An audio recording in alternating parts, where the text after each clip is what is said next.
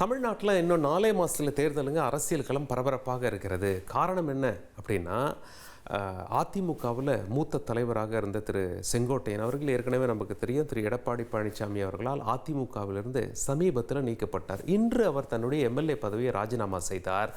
நேராக போய் விஜயை சந்தித்து 2 மணி நேரம் பேசினார். விஜய்க்கு பட்டினப்பாக்கத்தில் ஒரு வீடு இருக்குது. அது ஒரு பெரிய அப்பார்ட்மெண்ட்டில் ஒரு லக்ஸுரி வீடு அப்படின்னு சொல்லலாம். அங்கே ஏற்கனவே நாம் போயிருக்கோம், வேற ஒரு ஷூட்டிங்காக போயிருக்கோம். அந்த வீடு எப்படி இருக்குன்னு பார்த்தீங்கன்னா, உள்ள ஃபஸ்ட்டு என்ட்ரன்ஸ் செக்யூரிட்டி உள்ளே வரும்போதே வீட்டு உள்ளே இருக்கவங்க ஒரு பாஸ்வேர்டு கொடுத்தா தான் உள்ளே முதல்ல யாரையும் அலோவ் பண்ணுவாங்க. அந்த பாஸ்வேர்டை நம்ம வெளியே இருந்து சொல்லணும். இந்த பாஸ்வேர்டு தான் இந்த வீட்டு ஓனர் எனக்கு அனுப்பியிருக்காரு, என்னை வர சொல்லியிருக்காரு அப்படின்னு சொல்லி காட்டணும். அந்த பாஸ்வேர்டு செக்யூரிட்டி என்ட்ரு பண்ணிவிட்டு கரெக்டாக மேட்ச் ஆச்சுன்னா நம்மளை உள்ளே அலோவ் பண்ணுவாங்க. உள்ளே போன உடனே லிஃப்ட் நாம் ஆப்ரேட் பண்ண முடியாது. செக்யூரிட்டி கிட்ட தான் ஆக்சஸ் கார்டு இருக்கும். செக்யூரிட்டி ஆக்சஸ் கார்டு வச்சு எந்த ஃப்ளோர்லேருந்து எந்த ஹவுஸ் ஓனர் அங்கே வர ஒப்புதல் கொடுத்துருக்காரோ அந்த ஃப்ளோரை போட்டு அப்படியே விட்டுடுவார். நம்ம லிஃப்ட்டில் இருக்கணும். லிஃப்ட் திறந்து அந்த ஃப்ளோரில் அந்த வீட்டு வாசலில் முன்னாடி நிற்கும். வேறு எந்த ஃப்ளோருக்கும் போக முடியாது. இப்படி ஒரு ஹை செக்யூரிட்டி அப்பார்ட்மெண்ட் பட்டினப்பாக்கம் கடற்கரைக்கு அப்படியே எதிரில் இருக்குது. அங்கே தான் இந்த சந்திப்பானது நடைபெற்றது. சரி, முதல்ல திரு செங்கோட்டையன் அவர்கள் தனது எம்எல்ஏ பதவியை ராஜினாமா செய்த காட்சிகளை பார்க்கலாம்.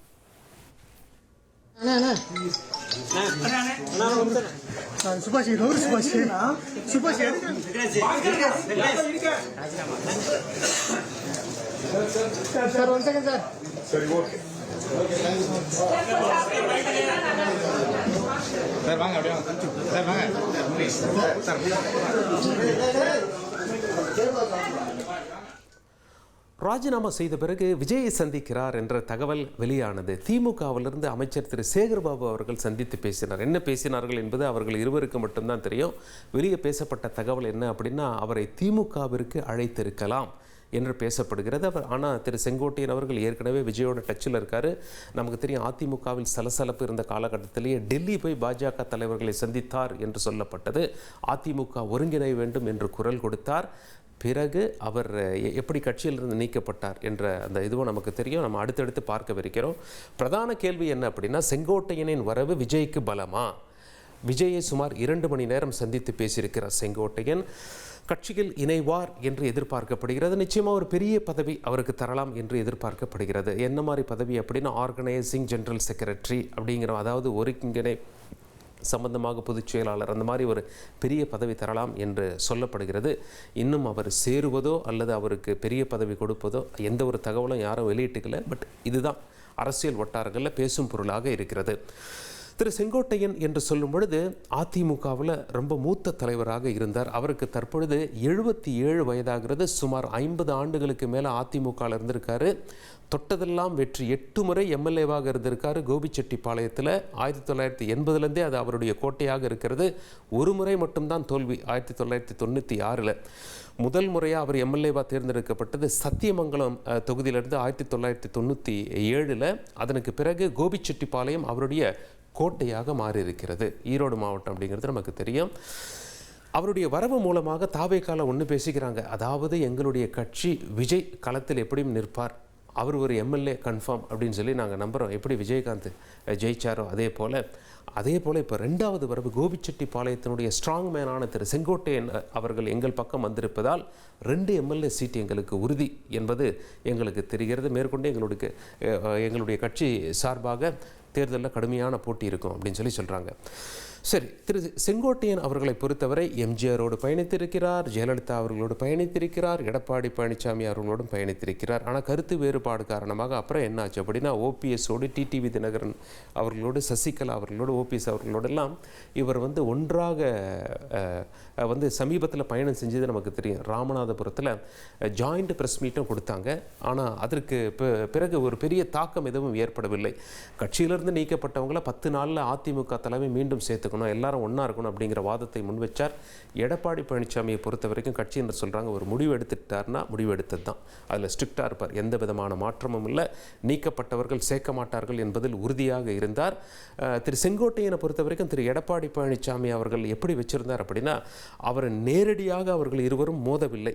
திரு செங்கோட்டையன் அவர்கள் என்னத்தான் கருத்து முன் வச்சாலும், முரண்பாடாக முன் வச்சாலும் எடப்பாடி அவர்கள் அமைதியாக இருந்துருவார். அவரை ஆங்கிலத்தில் சொல்லப்போனால் அவாய்டு செய்து விடுவார்.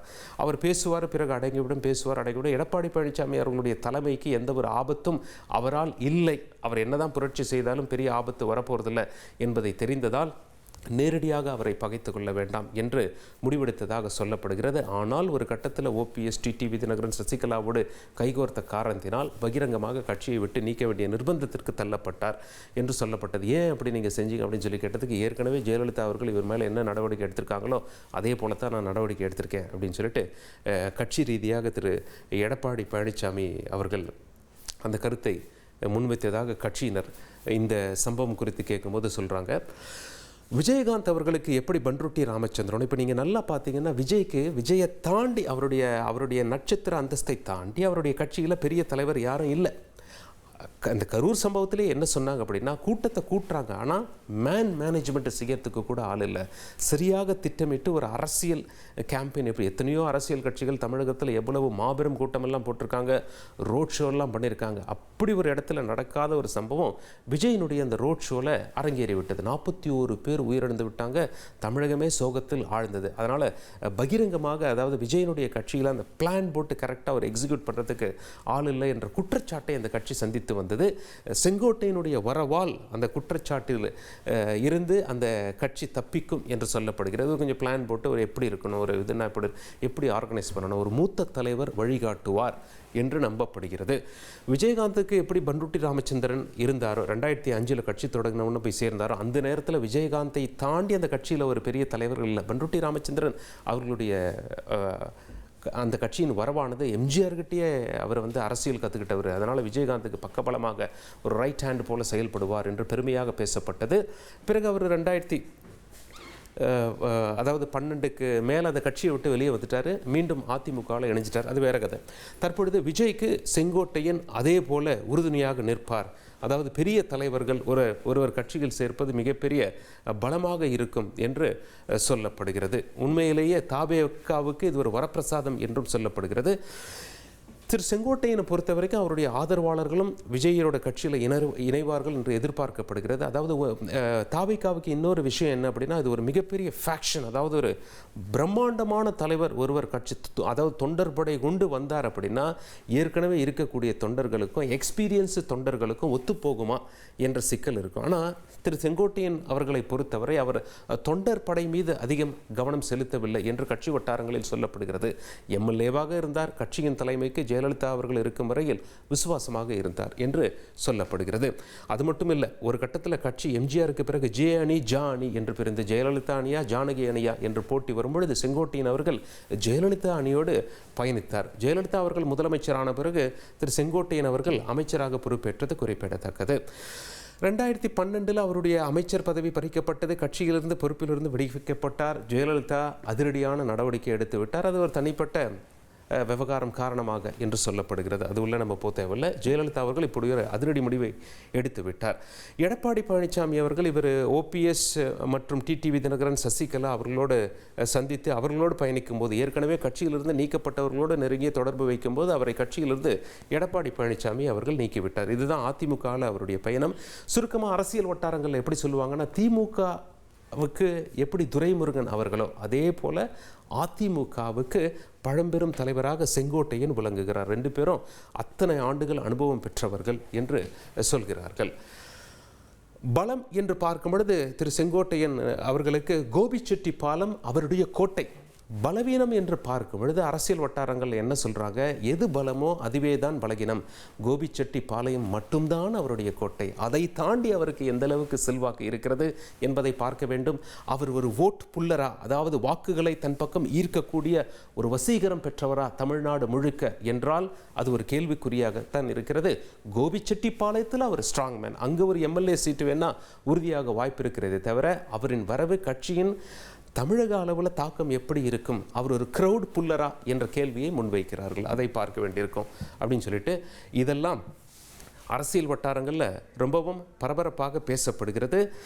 திரு செங்கோட்டையன் அவர்களுடைய வரவு விஜய்க்கு பலம் சேர்க்குமா என்றால், விஜயனுடைய கட்சியை பொறுத்தவரை அவரை தாண்டி தலைவர்கள் வருகிறார்கள் என்ற அளவில் பலத்தை சேர்க்கும். ஆனால் அது மக்களின் வாக்குகளை எந்த அளவுக்கு கவரவிருக்கிறது என்பதை நாம் பார்க்க வேண்டியிருக்கும். அது மட்டும் இல்லை, அதிமுகலேருந்து ஒரு மிக மூத்த தலைவர், ஏற்கனவே அதிமுக இருந்தவர், பிறகு கட்சியை விட்டு நீக்கப்பட்டவர், அப்படி ஒரு தலைவர் தன் கட்சியை தேடி வருகிறார் என்பது விஜய்க்கு ஒரு கூடுதல் ப்ளஸ் பாயிண்டாக இருக்கும். நல்லா கவனிச்சோம்னா, சமீபத்தில் ராஜினாமா செய்த எம்எல்ஏக்கள் ஒருவர் மனோஜ் பாண்டியன் அவர்கள். அவர் ஏற்கனவே ஓபிஎஸ் டீமில் இருந்தார். மனோஜ் பாண்டியன் அவர்கள் சிட்டிங் எம்எல்ஏ தன்னுடைய பதவியை ராஜினாமா செஞ்சுட்டு திமுக தான் போனார். வேற கட்சி, விஜய் கட்சி அந்த மாதிரி அவர் வந்து சேரலை. ஆனால் திரு செங்கோட்டையன் அவர்கள் திமுகவுக்கு பயணிக்காமல் ஒருவேளை விஜய் கட்சியில் சேர்ந்தார், அது விஜய்க்கு ஒரு பலமாக அமையும் என்றே சொல்லப்படுகிறது. இருந்தாலும் தமிழக அரசியலில் இது ஏற்படுத்த போகும் தாக்கத்தை நாம் பார்க்க வேண்டியிருக்கும். என்ன மாதிரி போஸ்டிங் கொடுக்குறாங்க, கட்சியில் இருக்க இளைஞர்களுக்கும் இவருக்கும் எந்த அளவுக்கு ஒத்து போகுது, இவர் சொல்கிற அட்வைஸை அவங்க எந்த அளவு கேட்டுக்கிறாங்க, அவங்க சொல்கிறத இவர் எந்த அளவு கேட்டுக்கிறாரு என்பதெல்லாம் பார்ப்பதற்கு மிகவும் சுவாரஸ்யமாக இருக்கும். தந்தி டிவியை உங்கள் கேபிள் டிவி ஆபரேட்டரிடம் இலவசமாக கேட்டு பெறுங்கள்.